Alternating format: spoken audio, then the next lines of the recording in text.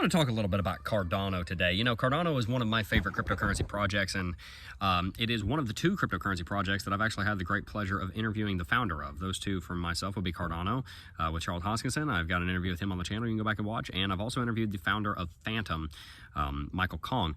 And I am very inspired by Charles Hoskinson, and I think the cryptocurrency that is Cardano has done exceptionally well with development. And today I want to talk a little bit about my two competing price predictions for Cardano and explain to you where both of them come from.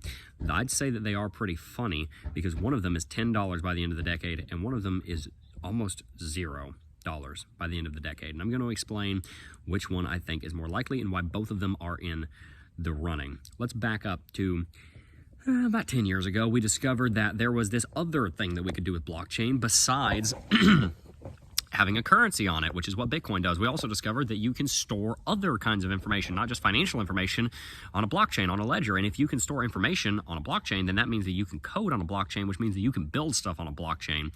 And that's when you saw Ethereum and XRP both come out. And both of them, to some degree, you could build stuff on top of. And it started this arms race where everybody was building layer ones, trying to figure out who was going to become the standard for this Web3 future, where everybody was going to be building decentralized exchanges, dApps, decentralized applications. They were going to be using smart contracts to take out the opinion of people and instead hard code things into contractual form that cannot be changed unless all signers agree. It was a revolution. It is still a revolution. It's an ongoing revolution that has not even hit its stride yet. And one day, one of the layer two, I'm going to sit right here so that it doesn't bounce off my glasses of the sun. One day, one of the layer twos is going to take over, and it's going to be the base layer that we do everything with. You can think about a blockchain a little bit like a coding language. You use HTML5 for web. That's about it. There's other things that you can use, but pretty much that's the standard. There are multiple different coding languages for multiple different applications, but in one field, there's typically one coding language that is used universally. Similar thing with train rails. If you're in Western Europe, you're using a certain gauge of rail, you're using a certain width of rail. If you're in the former Soviet space, you're using a certain gauge of rail. If you're in the United States, you're using a certain gauge of rail. You're not using a certain kind of rail in Texas, a certain kind of rail in Wyoming, a certain kind of rail in Tennessee. No, it's all on one standard.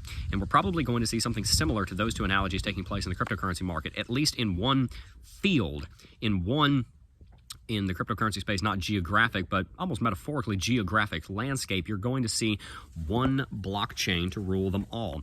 So maybe we end up seeing one day that for DEXs, Cardano takes over, and one day for medical, then we have a certain blockchain takeover. And the blockchain developers realize this because many blockchains are actually specialized and tailored around certain types of decentralized applications. The question now becomes, which one is going to take off as the main thing that pretty much everything is built on? You're going to have probably specialized blockchains for medical, probably specialized blockchain for governmental records, etc. But is one going to take off to rule them all? I think probably one of them is going to be the predominant blockchain that pretty much everybody's going to use for everything. And Cardano is well in the running for that. And that's where that $10 price prediction by the end of the decade comes from.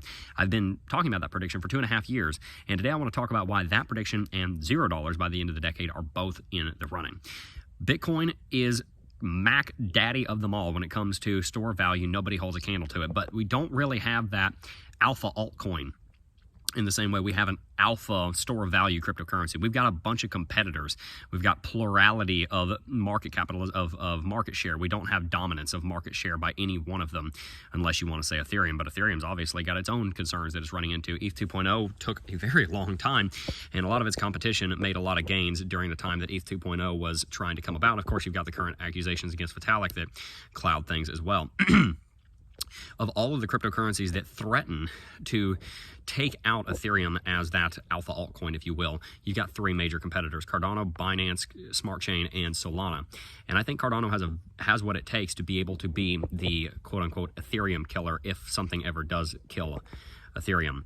There's three major scenarios. The number one scenario, which is the one that all the Cardano holders are saying is probably going to happen and that they certainly hope will happen, is that Cardano will overthrow ETH, or it will become a very close second, and it'll be worth over, I don't know, $250 billion, and it'll go to $10 that way. The second scenario is that Cardano rises to the top of the three altcoins that are competing to try and take over Ethereum space. Of course, that's Binance Smart Chain, Solana, and Cardano. And then it rallies to, you know, $250 billion that way, which is also possible if the whole market's at $15 trillion. It's very possible that Cardano's sitting at $250 billion to $500 billion. It's easily a $500 billion, it's easy a $10 Cardano price prediction. And the third prediction is that one of the other projects, be it Solana, Binance Smart Chain, Ethereum, or whatever, runs away and takes up all the adoption, and Cardano gets left in the dust. I think that's the less likely of the options, but that is the option where Cardano basically goes to zero. I've told you guys multiple times, Cardano needs to prove itself in this bull market. And I'm very excited to tell you that since the beginning of this year, the TVL, total value locked, has gone from 50 million to 233 million. There's a lot of projects that even in just the last month are up 33% on their total value lock. There's a lot of decentralized applications, decentralized exchanges. They're being built on Cardano right now, and for good reason. It's great tech. Honestly, it's probably the best, most sound tech in all of the blockchains when it comes to layer ones. I'd say it's definitely light years ahead of Ethereum. Doesn't have all of the, how do you say, sus, might be the best way to put it. Doesn't have as much of the sus factor as Solana does. Binance Smart Chain, obviously, is a pretty solid protocol, but it's under a lot of fire from the SEC right now. And as we've seen with XRP, that's going to put you behind a couple of years, more than likely. XRP will probably be at $2 right now, if not for all of the SEC drama, because it probably would have gone higher in the last bull market and it probably would have stayed higher in the last bear market. So Cardano is in good shape to be able to perform very well this bull market, and at the very least during this bull market, even before we get to the 10-year, the end of the decade. That used to be the 10-year prediction. Now it's like the 6-year prediction. Just first talking about the end of the bull market, I think that Cardano will more than likely be at least pushing back towards all-time high. I am reminded very much of XRP. XRP went to $3.50 on December 16, 2017, something like that. I remember when it was up there, I had bought XRP at like 50 cents, so I was pretty happy. I was a 700% gain, whatever it is. I can't do math right now. 600%, 700%, whatever. Gain. I was pretty excited. My 20 bucks turned into 150 bucks or whatever. You know, I was 17. I just got into the space.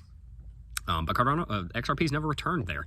It went up to 350, and it was basically a massive blow off top, and only ever went back to about 2. Now, of course, the SEC case was a consideration, but I wonder if that's kind of what's going to happen to Cardano. I don't think so. I don't think that's what's going to happen, and part of the reason for that is that 350 was a blow off top for XRP, whereas sitting at $3 and change for ADA was a place that we stayed for 10 months. Cardano proved that it could hold its own up there in the $100 billion market capitalization category. So into this bull market, I think Cardano will be at least back at $2, probably $3 to $4, maybe even $5. I'd say probably $3 to $5 by the end of this bull market. By the end of the decade, if Cardano is at least able to hold its own and stay in the top 10, which it always has, by the way. Cardano has pretty much always stayed in the top 10. Even if it's not number 1, it's pretty much always stayed in the top 10, and continue that TVL and continue the growth of the user base on it. If the hashtag AdaGang comes back in force, which I think they will in the next 6 months, and Charles Hoskinson continues being eccentric, then you will very likely see Cardano going to $3 to $5 this bull market, and a $10 Cardano by the end of the decade. If it gets to the end of the decade and it has not hit $10, then I will be more than happy to eat crow, because I've been calling that since 2021. But I do believe a $10 Cardano is in the running for the end of the decade, and if that happens, that is a 3,000% return from where it is right now. So I would consider loading up some ADA if you have not already. So there you go. That is my Cardano price prediction. I had 2 of them. I think one of them is far more likely. I think $0 is possible. But I think it's far more likely that we're going to be at 3 to 5 by the end of this bull market, and 10 by the end of the decade. So tell me what you guys think down below. Do you believe Cardano is about to go through a massive rally, and have you loaded up your bags yet? Would you like for me to reach out and try and interview Charles Hoskinson again and ask him about the current progress of the cryptocurrency? Would love to hear your thoughts on all of that. Peace.